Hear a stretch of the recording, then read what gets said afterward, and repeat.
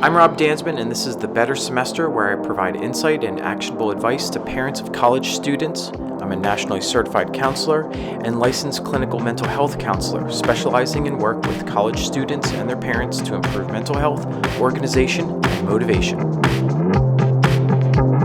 All right. Steph, thank you so much for joining me this morning. I'm really looking forward to hearing more about what you do, your business, all the details around it, as well as some of the kind of personal path items that we were talking about just a second ago. So if you're all good, let's start questions. I'm so delighted to be here, Rob. Excellent. So let's jump right in. What do you do? Where do you work? Name of the business, everything like that. Um, and maybe give some details about the specifics of what you do, as comfortable as you are with that. Sure. So I'm an independent educational consultant, which basically means I work with high school students starting eighth grade through 12th grade to help them develop and execute successful college admission strategies. So it includes everything from high school course planning, summer activities, extracurriculars. We do all kinds of assessments. And then, of course, as we're getting into developing college lists and executing those applications. Excellent. And do you work, you said independent ed consultant. Do you work on your own? Do you have your own business? What does that look like? Yeah, so I have my own business. It's called the Mauler Institute.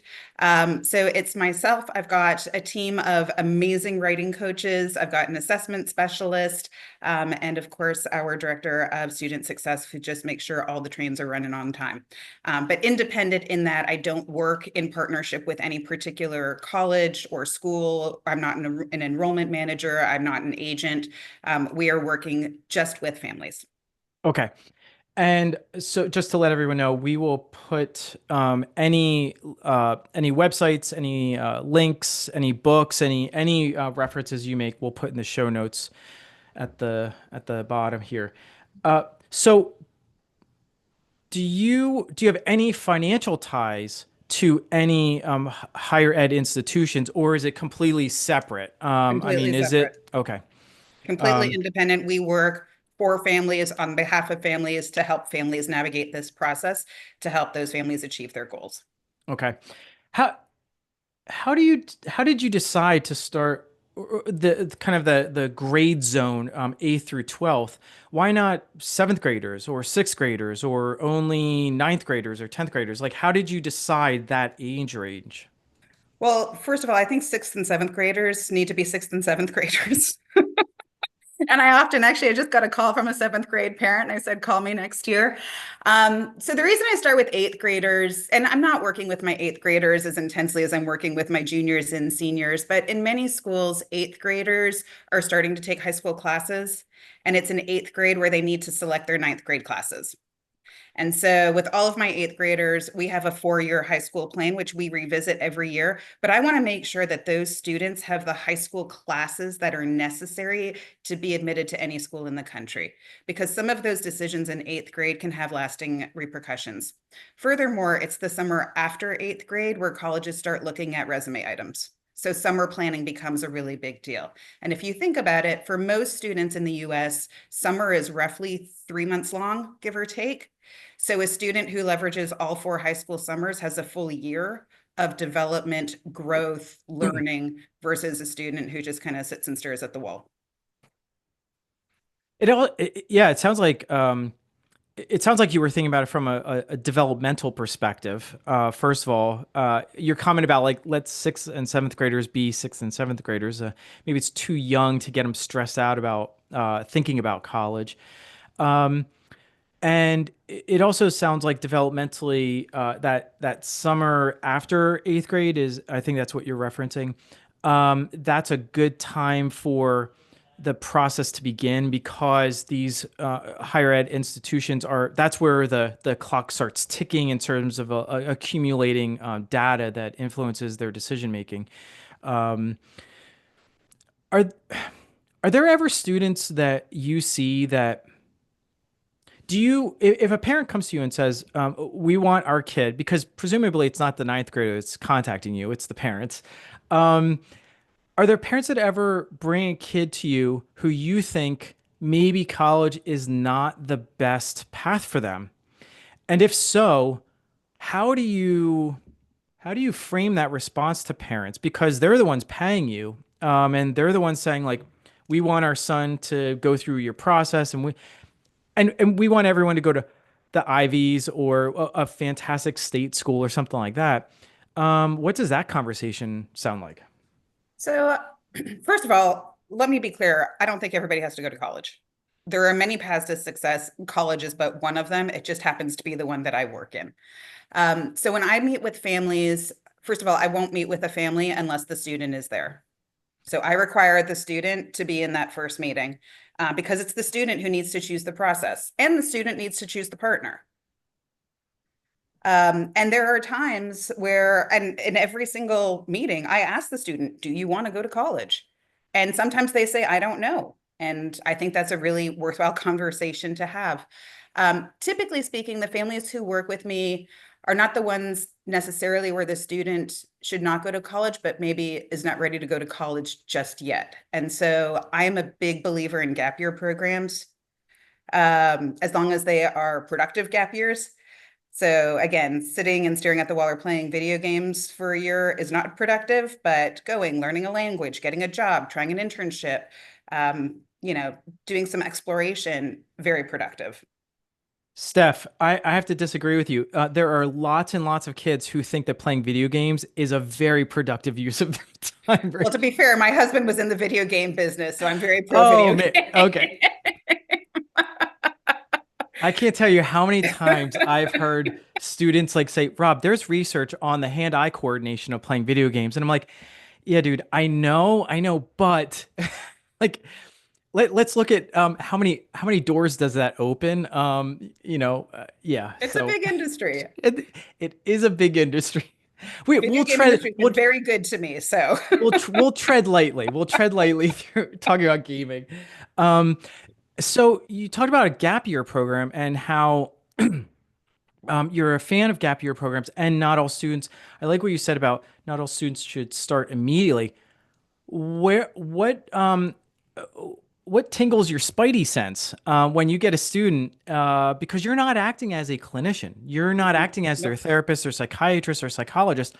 What do you see from your perspective where you're like, oh, this kiddo maybe not ready to start fall semester after senior year of high school? Yeah, what are you seeing when that comes up? Well, if we just remove the obvious, health issues, that kind of thing that needs to be addressed, I'll have students who come to me, say, fall of senior year, and they just haven't done the work that's necessary to get to the kinds of colleges that they would like to target. They don't have basic things like standardized test scores, or perhaps they made a misstep in some classes and maybe need a little bit extra time to redo some things.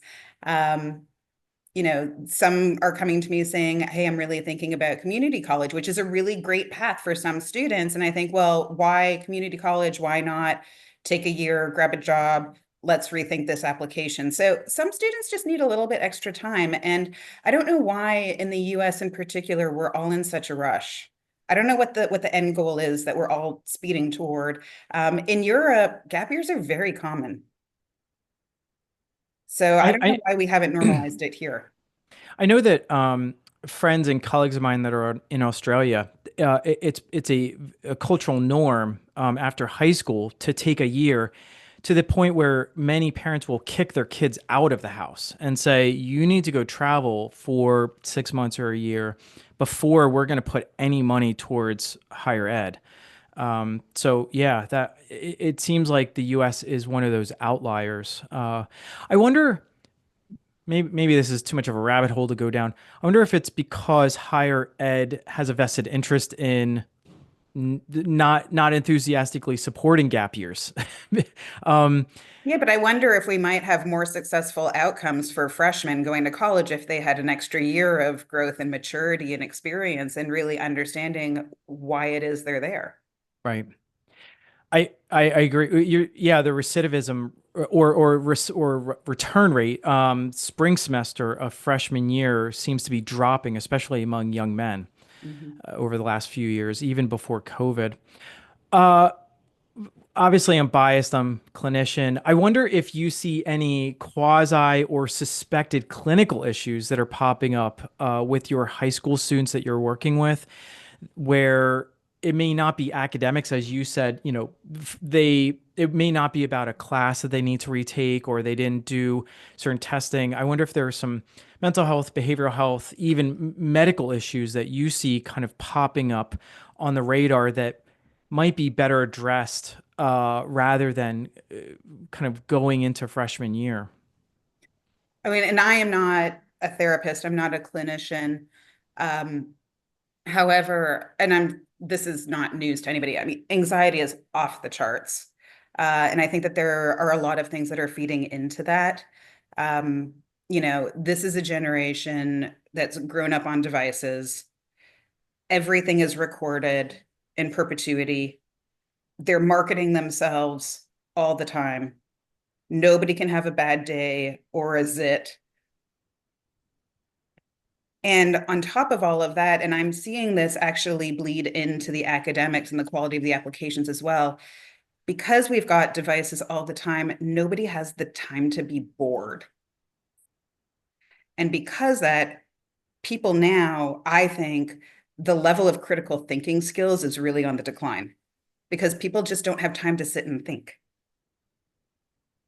I like that a lot. I like the B word a whole lot because humans for, well, hundreds of thousands of years, it was the default setting was to be bored, and we started sharpening sticks and stones, and it got us That's where to creativity is, right. right? That's where it evolves when you've got nothing else to do. Also, brain development, not just in terms of creativity, but also abstract thinking skills and making connections, thinking abstractly about relationships and where do I want to go to college? If we're kind of bored on a walk, we imagine our future. But if we're always being stimulated, we may not have access to thinking abstractly about our future. So I like it that you brought that up. How do you, again, I'm going to go back to how do you frame these conversations with parents? Because I can't imagine that it's always like super lovely, comfortable conversations that you're having. Sometimes there may be some uncomfortable truths with the parents or the student. So this is a really big topic, and it's a conversation I have among my colleagues across the country. Um, it's a really big challenge, and I think there have been so many things that are leading into this anxiety. And quite frankly, I'm really concerned about a number of students in my client base this year because they have these expectations of getting into these fancy X schools, and they have expectations for a decent reason. First of all, since COVID, grade inflation has been rampant. Everyone's got an A average. Everybody. That's why schools are going back to standardized testing. That's a good point. That's a really So good point. everyone's got an A. Their parents see all these straight A's. So of course Stanford is in play for them. And it's Stanford and Harvard and Yale and Brown and Penn and Cornell. And never mind that nobody who would be really happy at Penn would also be really happy at Brown. So they're not even looking at what these school experiences are. They're not looking at what the educational philosophies are. They're not looking at what the opportunities are. I mean, totally different educational philosophies at these schools. But they're applying to all of these fancy schools. And I try to have these conversations with parents and with students. I try it first from just straight data, right? Okay, you're looking at a 3% acceptance rate. Well, let's take 12% off the top for recruited athletes, and let's take another 13% off the top for international kids. And the numbers it's just a math problem, right? Far too many great kids, not enough spots in these schools. Well, when the data doesn't work, then I try to approach it from sort of the emotional, intellectual anxiety perspective, which is, hey, little Katie is working so hard and has worked so hard throughout high school and really wants you to be proud. And I would really hate for Katie to get the unintended message that unless she gets into crazy school X, she's somehow a failure or a disappointment. And I have to tell you, Rob, like this year, these arguments are not landing. And I am about to have a number of students who have swung way above, you know, I think that we're going to have a lot of disappointment. And furthermore, these are students who have always been used to achieving, and it's going to hit really hard. And I'm really concerned about the mental health impact of having these outsized expectations in the college admissions process. I think that's such a good point. I see it. I see the I see a few clicks down the path for these students where they're hitting sophomore year and it's just not working. And often they are in a business school somewhere. They are in over their heads. And when after the rapport has been built, after they have felt comfortable enough to share what do they really want to be doing, not their passion. I can't stand the P word. Thank you. No passion. No. What we need to be focused on is ability, interest, and compensation. That's the sweet spot, I think. And so when I start having that conversation, 75% of the time, and it's especially young men now, they are saying, "Ah, I don't want to be here." Like, and not just in my office, or a Zoom meeting, but they don't want to be in that B school.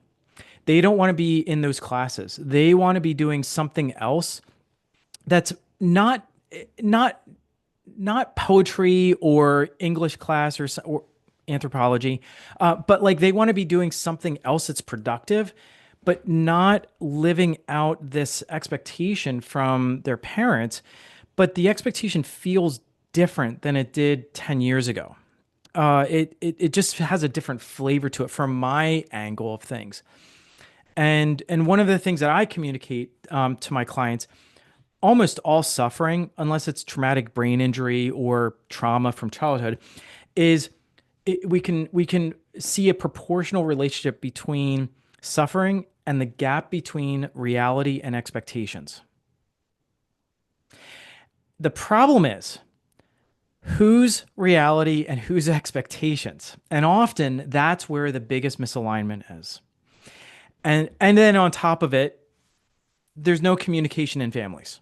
There's no communication. There's little communication between parents. There's little communication between parents and student. I mean, and we can go kind of like all around the system. So, and it sounds like you are seeing that on the onboarding side because you're in very early in the conversation around like what are we going to be doing for the next 4 years. So and I like that you pointed out they're not curious about the school experience because Brown is very different than Penn. um, very different Both great cities. schools, but very different. Right. Yeah. Um, Interesting. So what are you doing differently?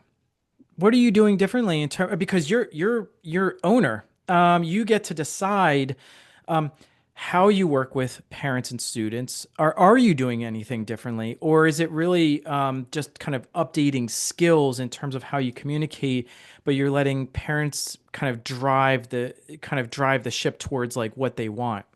Well, I mean, keep in mind, parents are paying me. So there is that.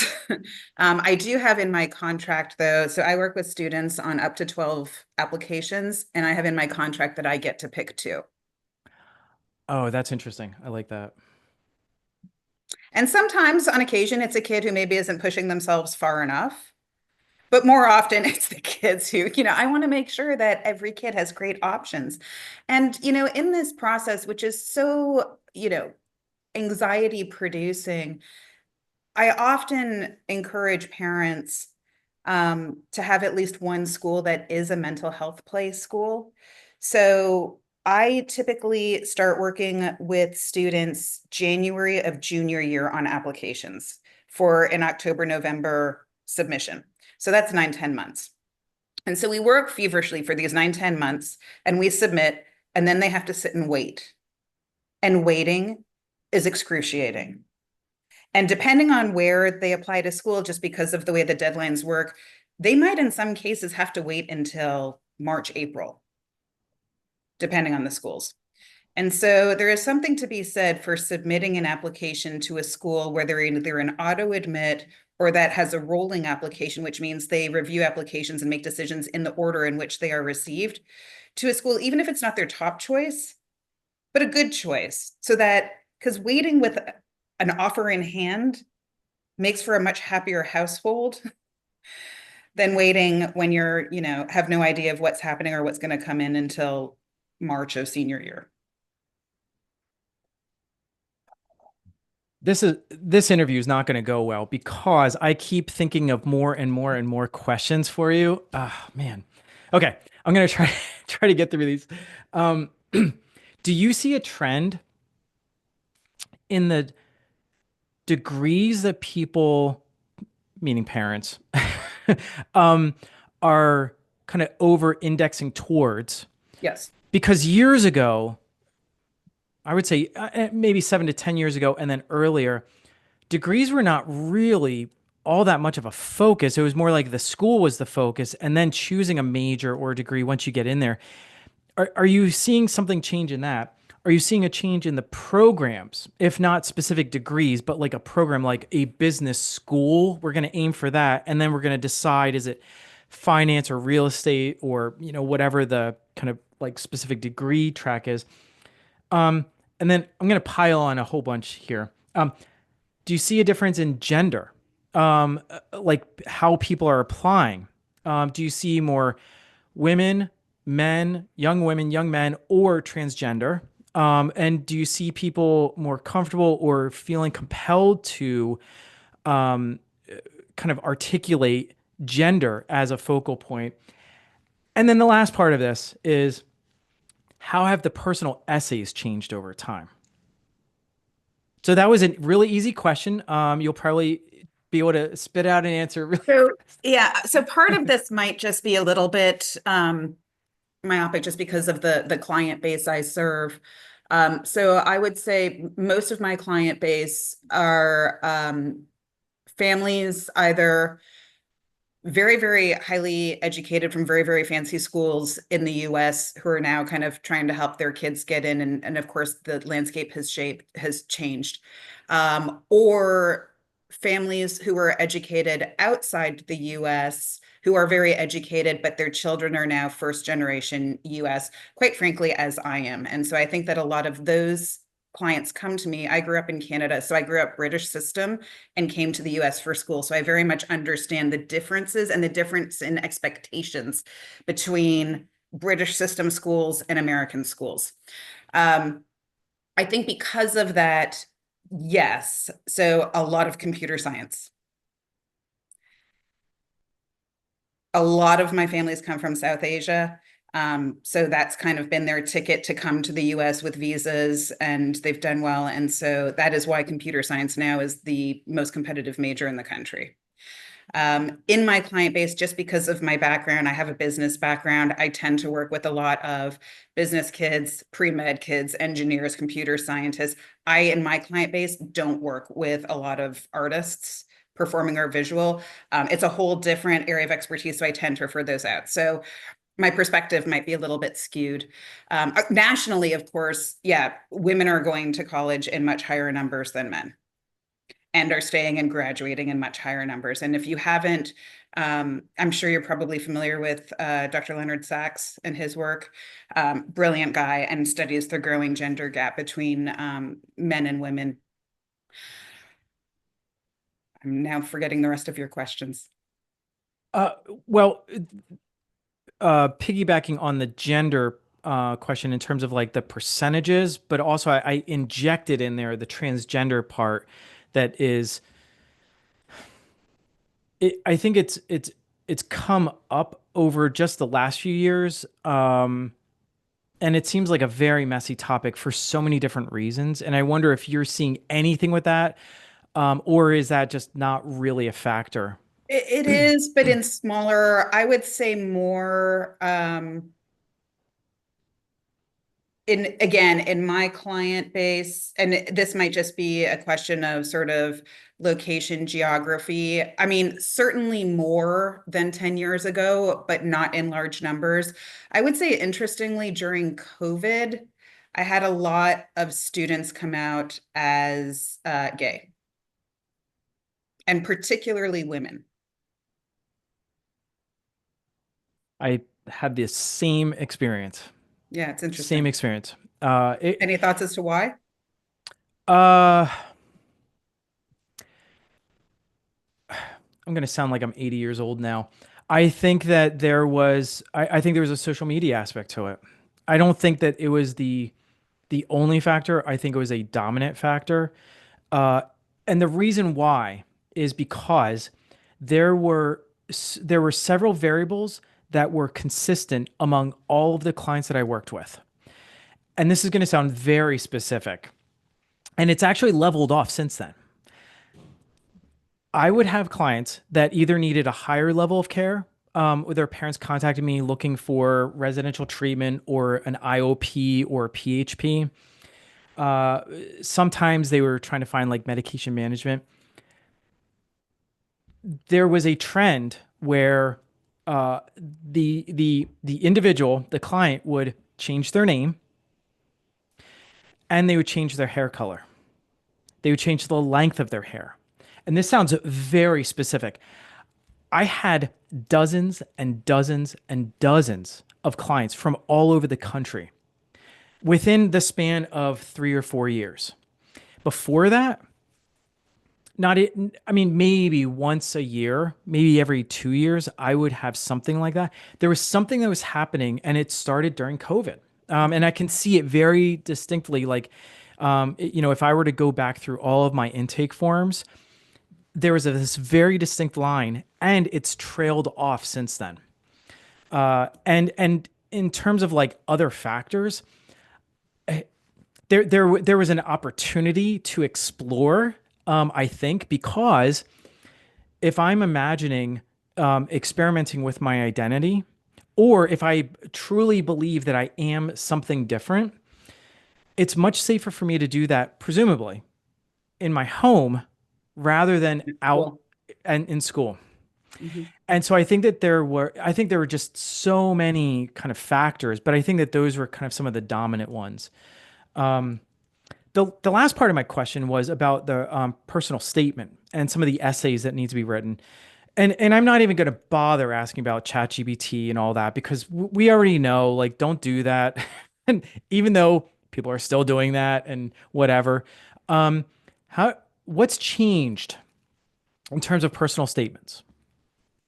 So, and this is probably practice specific. So, when we work with our students and personal statements, we try to push our students to get to what we call second order insight. So, first order insight is like high school level thinking. It's the thinking that anybody in that situation would have. So, it's my soccer team is going to the state final and we haven't won and we're down 2 points and the star kicker sprained his ankle and is off on the sidelines and you know with a minute left we managed to win. So first order insight is persistence, teamwork. It's very boring. Right. So we always push our kids to get to second order insight, which is what is the insight that only you had in that moment.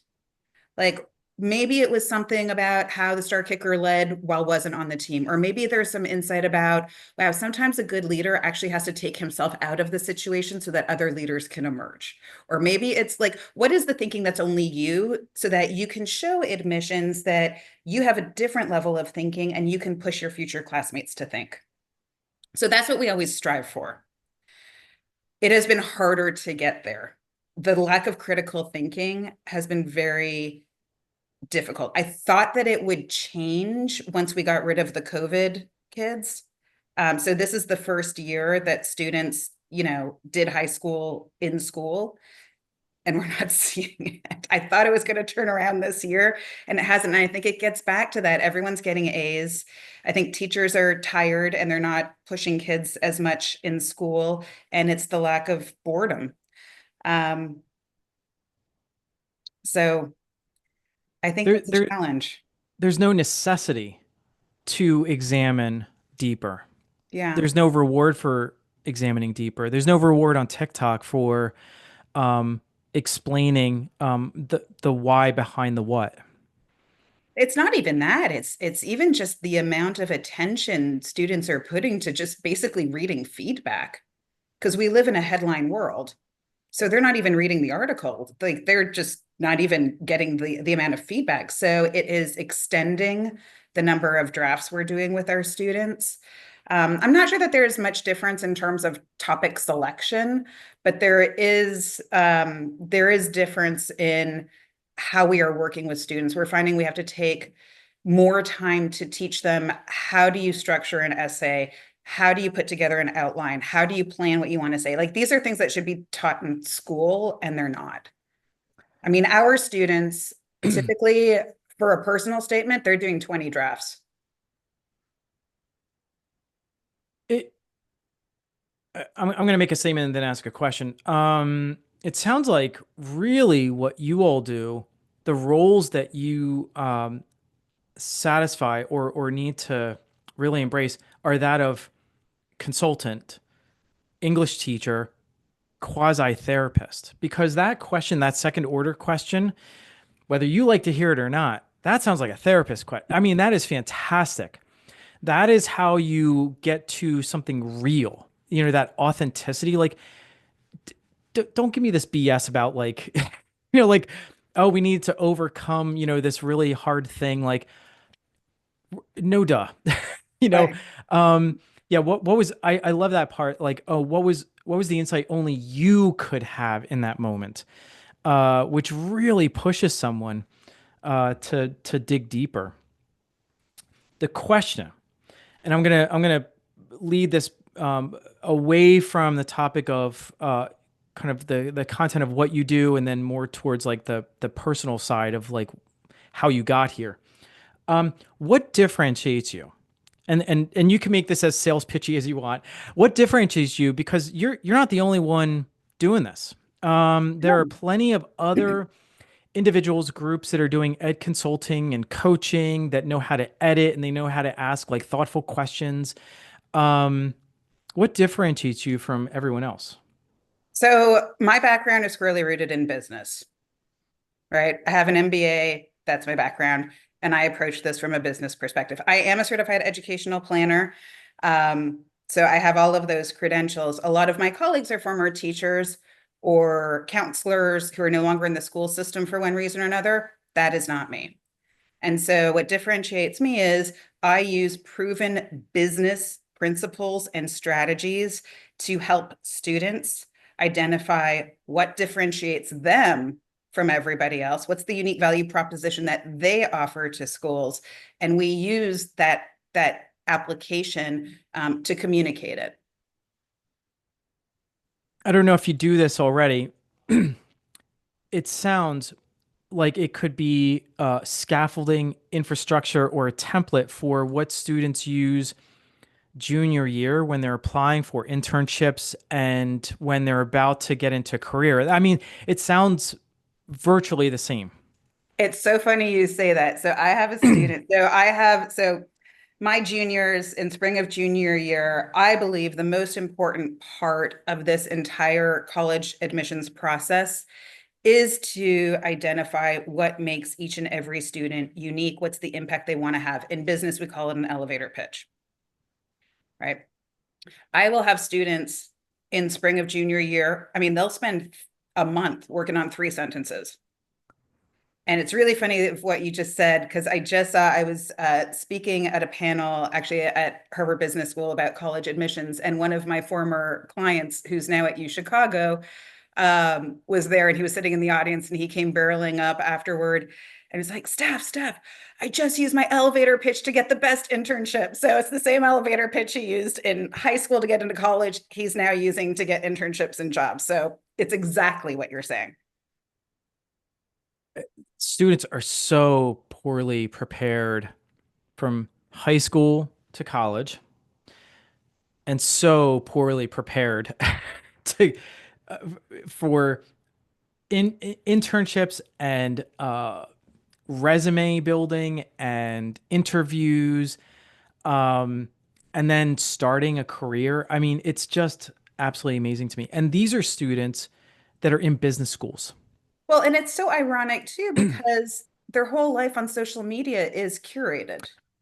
So you would think that they would be better positioned to market themselves than we were. You know, we were kind of fumbling our way through. So it's a little bit ironic that they spend their lives curating their TikTok, their Insta, and everything else, and yet when it comes to presenting themselves in person, it's an interesting. That's a good, yeah, I think that's a really great insight. Yeah, that is the the contradiction, because they're so poorly prepared. Um, yeah, I also I take schools to task because they're not, in my humble opinion, especially business schools, not preparing students. Like it's almost like they're the information they're working from is from like the late 90s or early 2000s in terms of like resumes and CVs and interviews, and it's just not updated for what students need. Steph, you made mention, I'm going to switch gears. You made mention to being in the corporate world for a little bit. I wonder if we could really go in the way back machine and talk about like um how did you get here? And let's start with like undergrad if you're cool with that. How did you choose? Did you have someone working with you? You mentioned that you came up through the British system in Canada.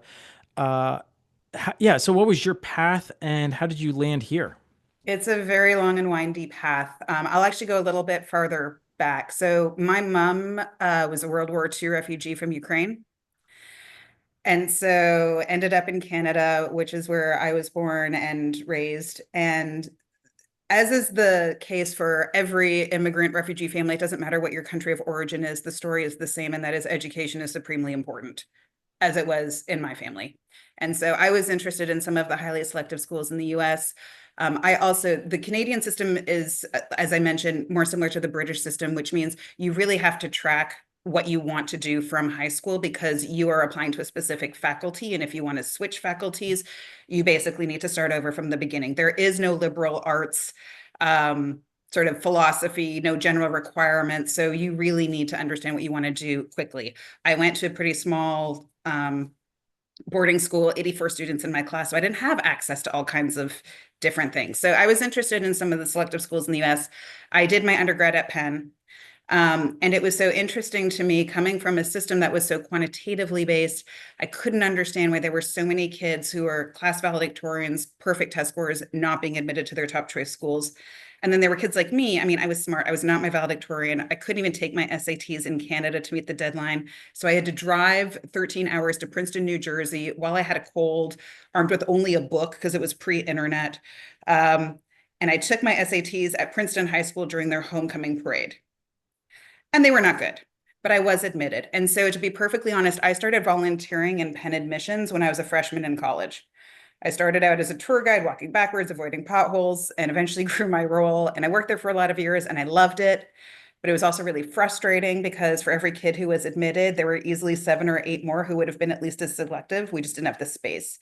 And so I looked for patterns. What were the patterns that distinguished the kids who got in from the kids who didn't? Found a pattern, used it on myself, and I applied to graduate school. Again, without a 4.0 GPA or an 800 GMAT or the ability to donate a building, which helps and is legal. Bribing crew coaches, not legal. Donating buildings, legal. Couldn't do that though. But I was admitted to every MBA program to which I applied. So I did my MBA at Harvard, and then post business school followed a more traditional MBA path and ran a few divisions of a consulting firm in Washington, D.C. in the supply chain manufacturing space.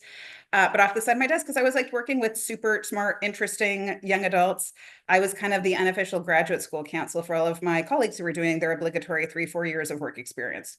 And so everyone who used my system ended up in top programs in the US, handful in the UK. We moved from DC to Texas for my husband's business, he was with GameStop, so video games. I got tired of flying back and forth to DC every week.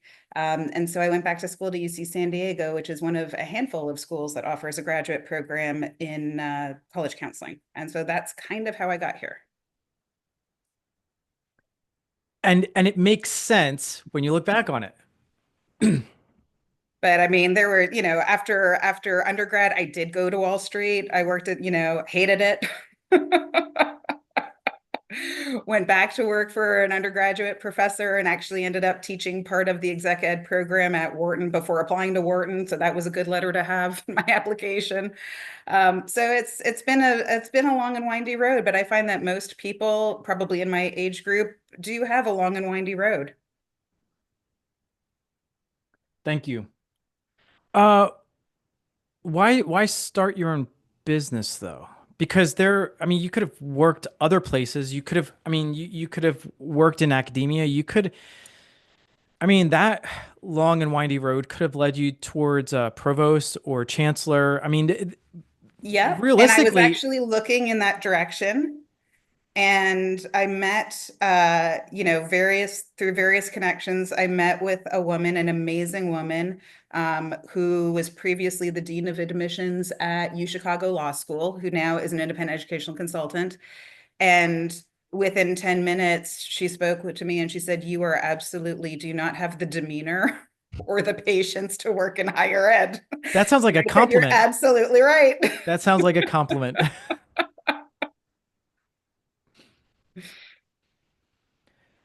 Um, so let's put aside the consulting portion of getting into college.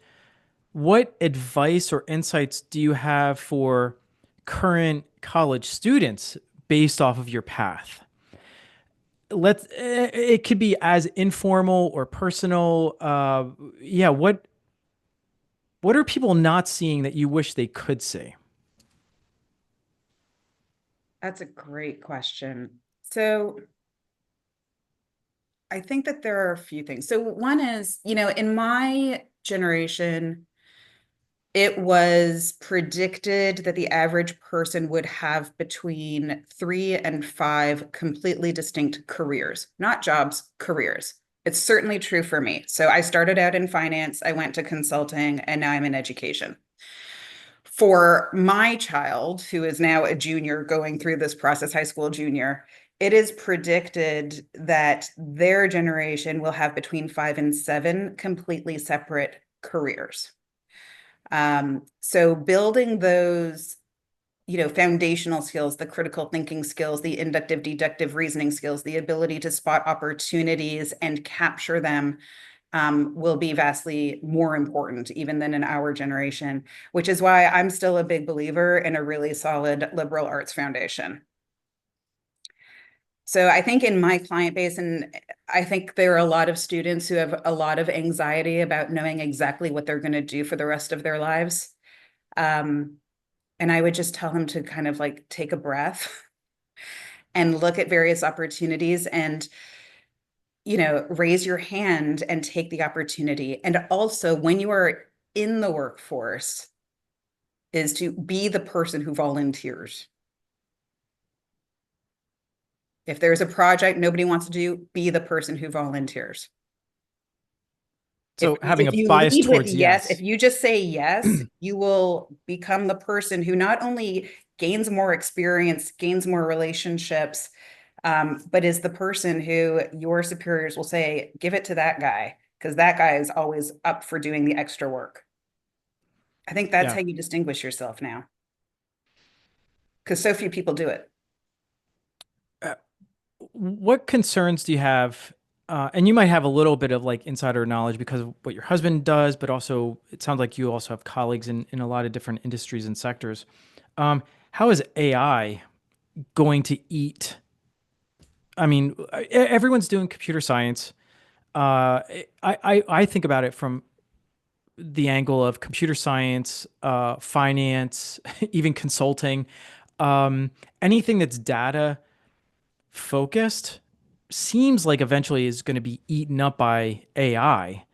What are your thoughts on this in terms of Yeah. like the insights for like what skills to acquire? Because in 1890, if my parents had said like you should totally go into a buggy whip manufacturing, you know, um, industry, I'm like, oh yeah, that sounds great. Well, within a few years, like there were cars everywhere and the buggy whip industry was gone. Um, so I wonder, like, yeah, how is AI going to change what recommendations you give to students? I can't even wrap my head around AI. I keep trying to.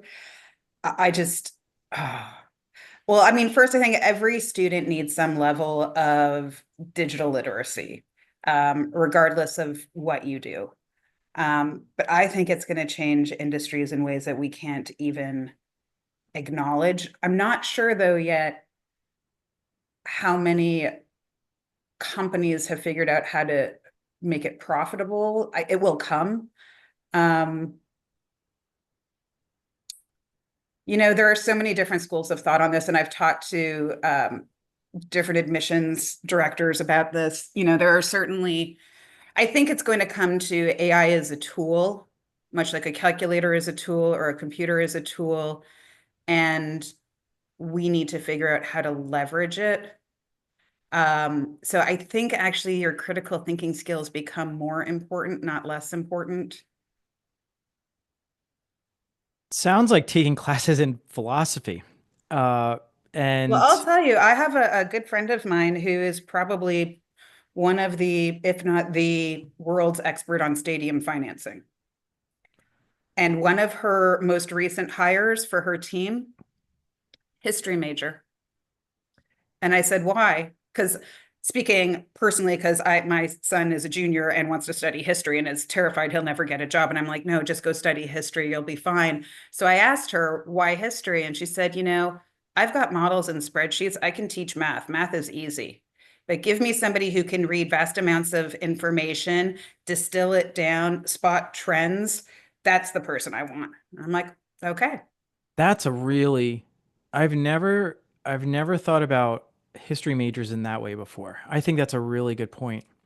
It that strikes me as why when sometimes clients will ask about like going into behavioral health or healthcare, and they ask about, oh, can I get a master's degree to do blah blah blah? I'll say like, no, that's really not a great idea unless you want a terminal degree for ending here. An undergrad degree is more valuable than a master's degree because of the classes in research and reading research and being able to understand what's going on with it. Even if you don't conduct research, being able to understand it is one of those skills that is just really hard to teach. But once you have it, it differentiates you from a lot of other people.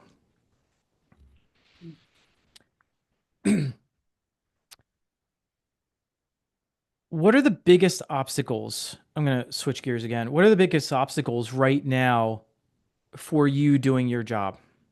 And let's say like your company, um, the folks that work with and for you, your own stuff. Like, what are the biggest obstacles? Well, one that we've already touched on is just truly expectation setting and helping families really understand what the landscape looks like and how it might have been, how it's very, very different from when they went to school. Um, so just the level of competition in these various schools. And it's not to say that their kid isn't great, they're all great. But I think expectation setting and also an understanding that you're going to get a great education at a lot of schools. It doesn't have to be the same 20. So I think that's really, really important in terms of just business operations. And I'm sure you face this in your business as well. It's just, it's how do I serve more kids? There's only, one of me. And unlike a lot of my colleagues, even though I have a team with me who are amazing, I still work with every one of my students individually from eighth grade to graduating high school. And so it's how is it that I can offer more, better, and help more, better? Is like every year this time we're kind of finishing up college applications hopefully in the next few weeks, and my team and I will do a postmortem as we do every year to say, okay, what can we do better, how can we offer more value, can we take on more students, because I hate telling a family, no, I'm so sorry, I don't have capacity to help you. I I live that every day. Um, what do you wish you talked about what what you wish parents understood to some extent. What do you wish colleagues, mental health providers, schools, high schools, private schools, what do you wish all of the colleagues out there and professionals and providers, what do you wish they were doing differently or what do you wish they understood? In terms of college, there seems to be a great, and I will actually separate out mental health professionals because I think they do understand this. Um, but schools, parents, the rest of us, there is so much emphasis that is being placed on how do we get you to the right school, and not a lot of emphasis on what will it take to be successful and get through that great school. And so I have a lot of families who come to me and say, okay, what do we need to do in eighth grade or ninth grade to get our daughter into school X, versus the approach I take with my son is, let's really look at who your kid is and celebrate who your kid is, and then find the environments where they're going to be most successful. I mean, it astonishes me that when we start talking about college lists, it astonishes me how many people just go to these, rankings, which we can discuss why they're invalid, but nobody spends any time thinking about, how does my child learn? What is the right classroom environment? And so, like, we do a version of Myers-Briggs with our juniors so that we can understand, are you going to excel in a large lecture hall, in a small discussion-based class? Are you somebody who can sit and talk philosophy and theories for 4 years, or will that drive you cuckoo? Do you need a project-based or a co-op program?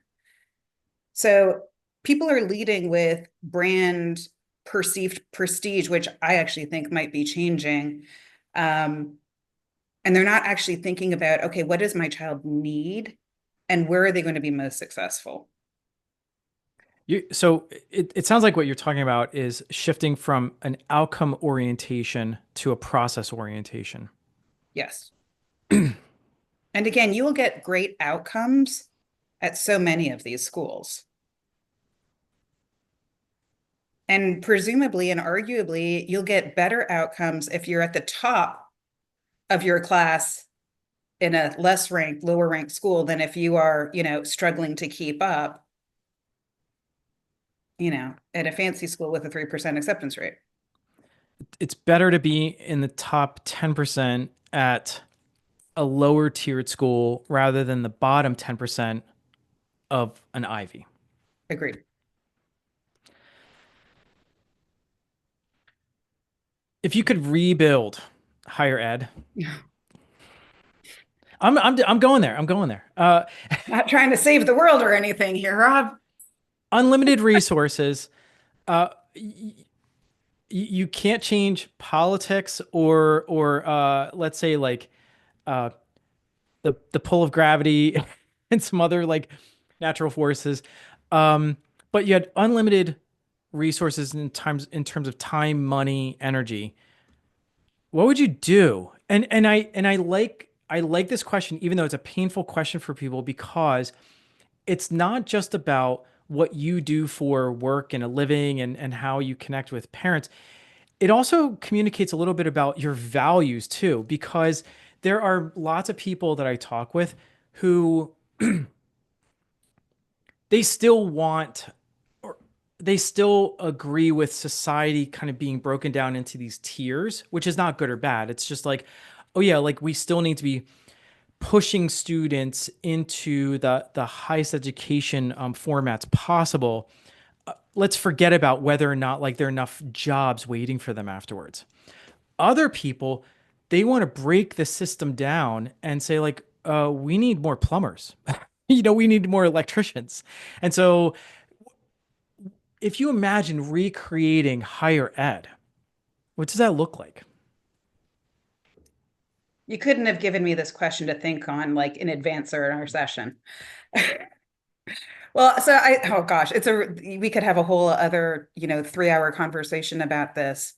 So if we're going to reimagine the system that we have, one is I would want to completely do away with all things rankings, marketing, which also then means we get rid of like rock climbing walls and beach pools. And not to say that we can't have fun, but there is this fever to get kids wanting to apply to your school so that your acceptance rates go down and your rankings go, up.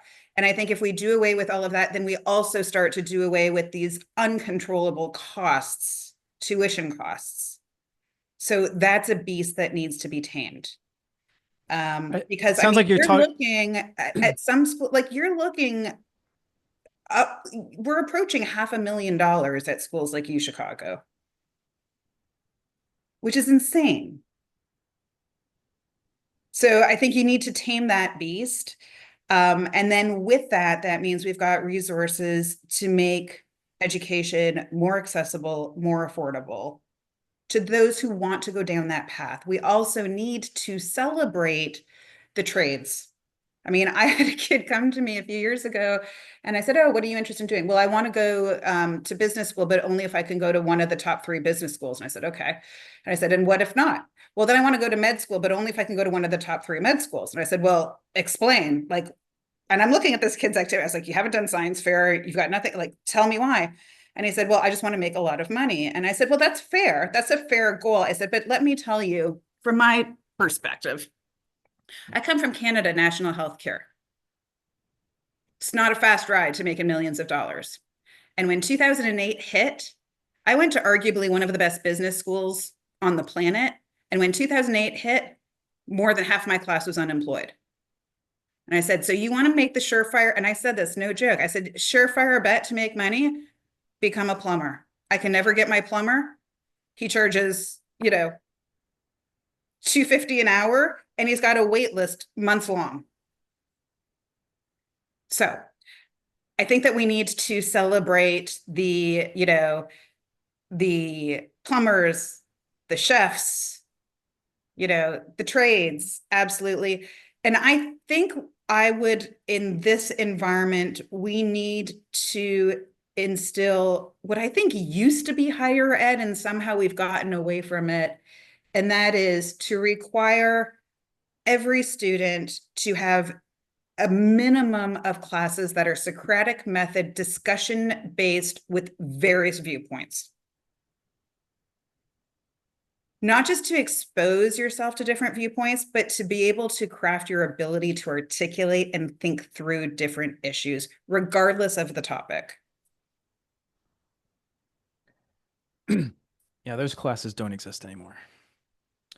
Although, ironically, there's a movement in many states for state level institutions. There's state legislature going on, being enacted, where they're trying to force universities to have more viewpoints respected. But there is some evidence that it's actually to silence certain faculty members. Interesting. And so it's being framed as like, students are not able to have their First Amendment rights like supported, but it might be something different going on. And so it seems like there is a like a hat nod to that, but in practicality, it's actually not going in that direction. You've mentioned several times about or a few times about the rankings. Can you talk about that for a second? Because you said like, oh yeah, the rankings of these universities. What do you know about the rankings? And some of the popular ones are um, Princeton Review, I think U.S. News and has. World Report. Yeah. Can you talk about like where do these rankings come from? They're not, you mean to tell me they're not objective? Like, So um, the rankings started to like sell magazines. That's it started. U.S. News and World Report started. So it wasn't at like a data house, a think tank. And so, and there's a lot of fallacies in the rankings. You can game the rankings. And I think the rankings is to blame, quite frankly, for a lot of the problems that we have in admissions now. So lots of numbers go into the rankings. I also don't see how you can rank one entire institution versus another. You can rank a program, you can rank a faculty, you can rank social life, you can, but in it, like, how do you rank a Penn versus a Brown? Right? They're entirely different institutions with different philosophies. But because of the rankings, we have this drive for colleges have this drive to bring down acceptance rates and increase yields. Those are the two biggest numbers that go in. So to bring down acceptance rates, their marketing machines are unbelievable. The number of kids who are getting emails, apply to Harvard, apply to Harvard, apply to Harvard, are now fueling these expectations. And many schools saying, apply, no application fee, no essay, no this, no that, which is also drumming up the volume, which is putting even more downward pressure on acceptance rates. This move then to yield, which means of the students I admit, how many come, is also fueling all of these games that colleges are playing with binding early decision and restrictive, and so it's fueling even more anxiety, more disappointment. It's not healthy. And then they forget that they're dealing with, in many cases, 17-year-old kids. It sounds so remarkably similar to what happened in 2012 when uh, when when research was being done looking at the specific like mental health diagnoses of young women, anxiety, depression, eating disorders, substance use, all these metrics, kind of bopping along, going up a little bit. 2012, there's just this rocket ship that went up. And the thing that happened in 2012 was Instagram. And it wasn't anxiety or depression that went up, it was eating disorders. Mhm. And it sounds so similar to what's going on in terms of like applications with these prestigious universities. Knowing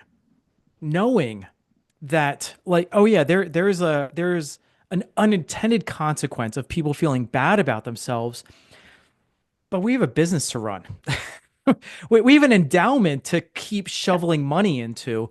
And so like we're really sorry that like you might want to jump off of the garage building because you got denied to Princeton or Harvard, but like we've got business to do. Sorry. Yeah.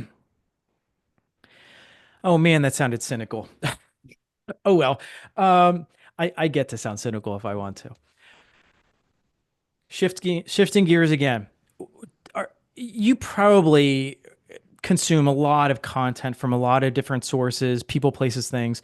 Are there any podcasts, books, articles, interviews that you've come across in the last few weeks, months, years that just really stand out for you that you love telling parents about or colleagues about? Yeah, so I mean, quite frankly, Rob, this time of year, I'm reading college applications and essays. That is my source of content right now. So I'm very much looking forward to Thanksgiving break because I've got books on my list that I'm excited to get to. Um, I don't do a ton of podcasts. Most of the podcasts I listen to are about sort of college counseling. So the business of college counseling, Brooke Daly's is one that is probably one of the top ones. I read a lot of just business books. I like business books. So, my classmate, Charles Duhigg, The Power of Habit is a great book. I actually have his Super Communicators on my list for next week to read. Um, Arthur Brooks from Strength to Strength is fantastic. We already mentioned Dr. Leonard Sachs is one who I'm a really, really big fan of. Um, he's got great stuff. So Okay. I'm sort of old school. I like books. I'm right there with you. I also all the research are from a biopsychological perspective. Books are really good for our brains. It's not a moral or ethical issue. It's just really good for us to slow down and have a little bit of a gap between like the content and our brain processing information. So I'm right there with you. Steph, It's been such a pleasure talking with you. What is the best way for people to get in touch with you? Is it snail mail? Is it email? Is it your No, website? just Is it? my website. Everything comes to me through my website. So it's simply www.themaulerinstitute.com. So it's THEMAULER institute.com. Great. And as I said at the beginning of the show, I'm going to make sure that all the resources are posted in the show notes. So, Steph, thanks so much for joining me today. My pleasure. Thank you so much. Before you head off, I just wanted to say thanks for tuning in today. All of the resources discussed are in the show notes below. And one last thing, if you know anyone that would benefit from this episode, please forward it along to them. If you liked what you heard, please subscribe to my podcast, the YouTube channel, and the newsletter. All right, see you all next time.